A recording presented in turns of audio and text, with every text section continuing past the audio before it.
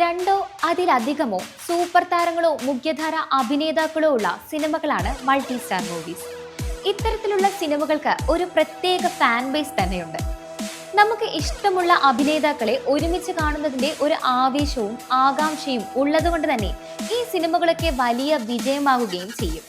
മലയാളത്തിലെ multi star സിനിമകളുടെ കാര്യം പറയുമ്പോൾ ആദ്യം ഓർമ്മ വരിക 2020 തന്നെയാകും. 2008 ജോഷി സംവിധാനം ചെയ്ത ഈ സിനിമയിൽ മോഹൻലാൽ, മമ്മൂട്ടി, സുരേഷ് ഗോപി, ജയറാം, ദിലീപ്, മധു തുടങ്ങി മലയാളത്തിലെ ഒട്ടുമിക്ക എല്ലാ താരങ്ങളും ഉണ്ടായിരുന്നു.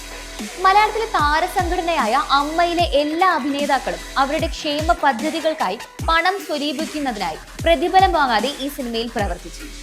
2 ക്ലൈമാക്സോടുകൂടി പുറത്തിറങ്ങിയ ഹരികൃഷ്ണൻസ് ആണ് ഇത്തരത്തിലുള്ള മറ്റൊരു സിനിമ. ഫാസിൽ സംവിധാനം ചെയ്ത ഈ സിനിമയിൽ മമ്മൂട്ടിയെയും മോഹൻലാലിനെയും ഹരിയും കൃഷ്ണനുമായി കണ്ട് പ്രേക്ഷകർ ആസ്വദിച്ചു. ഈ സിനിമയിലെ ഗാനങ്ങളും ഡയലോഗുകളും ഇന്നും ട്രെൻഡിംഗ് ആണ്.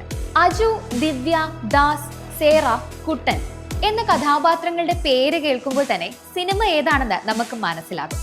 3 കസിൻസിനെയും അവരെ ചുറ്റിപ്പറ്റിയുള്ള കഥകളും പറഞ്ഞ അഞ്ജലി മേനോന്റെ ബാംഗ്ലൂർ ഡേയ്സ് ഇറങ്ങിയിട്ട് 2024 10 വർഷം തികഞ്ഞു. ദുൽഖർ, ഫഹദ് ഫാസിൽ, നസ്രിയ, പാർവതി, നിവിൻ പോളി കൂട്ടുകെട്ട് വലിയ വിജയം തന്നെയായിരുന്നു. 1990 സിദ്ദിഖ് ലാൽ കൂട്ടുകെട്ടിൽ പിറന്ന മുകേഷ്, ജഗദീഷ്, സിദ്ദിഖ്, അശോകൻ തുടങ്ങിയവർ പ്രധാന കഥാപാത്രങ്ങളായ ഇൻ ഹരിഹർ നഗർ മലയാളത്തിൽ സൂപ്പർ ഹിറ്റായ സിനിമയാണ്. ഇന്നും ഈ സിനിമയ്ക്ക് വലിയൊരു ഫാൻ ബേസ് തന്നെയുണ്ട്. 1998 സിബി മലയിലിന്റെ സംവിധാനത്തിൽ പുറത്തിറങ്ങിയ സമ്മർ ഇൻ ബത്ലഹേമും ഇത്തരത്തിൽ താരങ്ങളാൽ സമ്പന്നമായ സിനിമയായിരുന്നു.